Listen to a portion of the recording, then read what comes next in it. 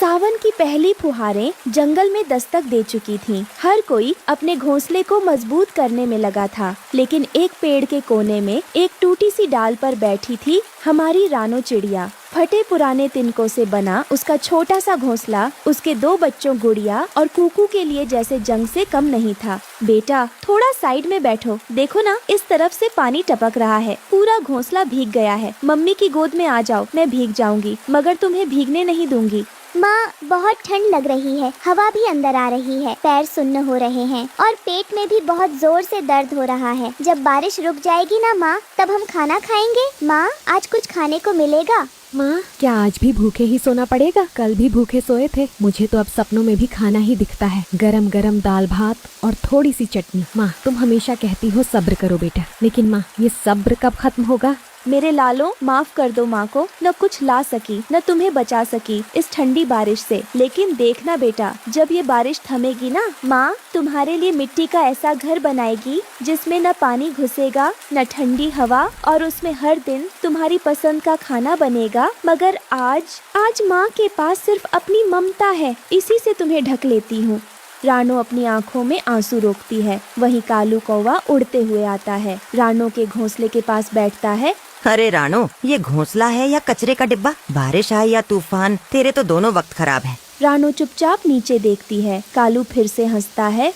हमारे जैसे समझदारों ने मिट्टी से घर बनाए हैं, पक्के मटकों जैसे। तू भी बना ले कोई मटका घर। हा हा हा हा। मेरे पास कुछ भी नहीं है कौवा भाई, तिनके ही बहुत हैं मेरे लिए। ठूत तोता पास के आम के पेड़ से उतरता है। रानो बहन, तुम मेहनती हो। एक सुझाव है, नदी के किनारे बहुत सारे टूटे मटके पड़े हैं। अगर तुम मेहनत करो तो उनसे एक मटका घर बना सकती हो। लेकिन मिट्ठू भैया, मैं अकेली हूँ, बच्चों को छोड़कर जाऊँ कैसे? मैं देखभाल करूँगा, जाओ, तुम्हारे लिए यही मौका है। बारिश तेज होने से पहले घर बनाना जरूरी है।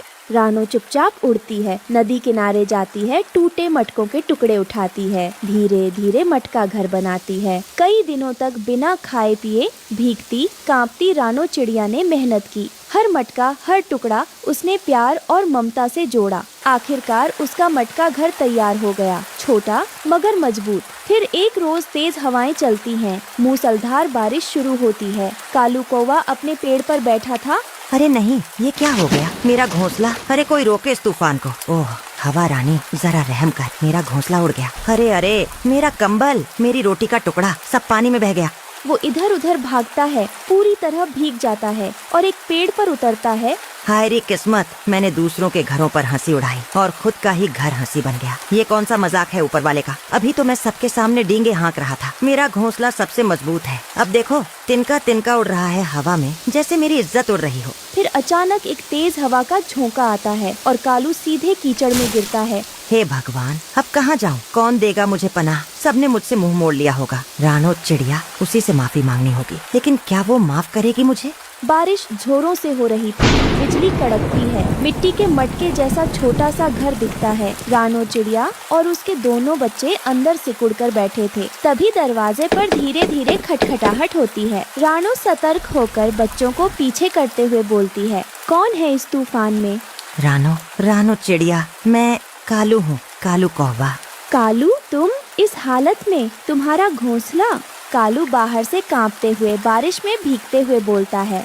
सब चला गया रानो, मेरा घोंसला, मेरी चीजें, मेरा घमंड, सब बह गया। अब सिर्फ शर्म और पछतावा बचा है। रानो, मैं जानता हूँ मैंने तुम्हें बहुत दुख दिए, तुम्हारा मजाक उड़ाया, तुम्हारी गरीबी पर हंसा, लेकिन आज जब मेरा सब कुछ चला गया तो याद सिर्फ तुम्हारी ममता आई।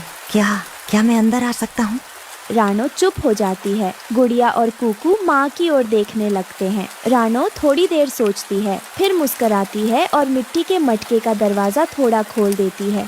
घमंड तो पानी की तरह है कालू, जितना ऊपर जाएगा उतनी ही तेजी से गिरकर बह जाएगा। लेकिन इंसान या परिंदा जब सच्चे दिल से पछताता है तो उसके लिए मटके जैसा छोटा घर भी बड़ा बन जाता है। आ जाओ, अंदर बैठो, यहाँ कम जगह है मगर दिल में बहुत जगह है। कालू धीरे धीरे अंदर आता है। मुझे माफ कर दो बच्चों, तुम्हारी माँ बहुत बड़ी है। मैं तो बस एक उड़ता हुआ घमंड था जो आज गिर गया।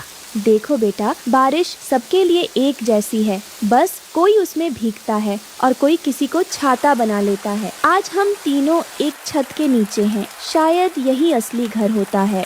उस रात रानो चिड़िया ने ये साबित कर दिया कि गरीबी कमजोरी नहीं होती और ममता से बड़ा कोई दरवाजा नहीं होता। मटका घर ने रानो को छत नहीं दी, बल्कि सम्मान और पहचान दी।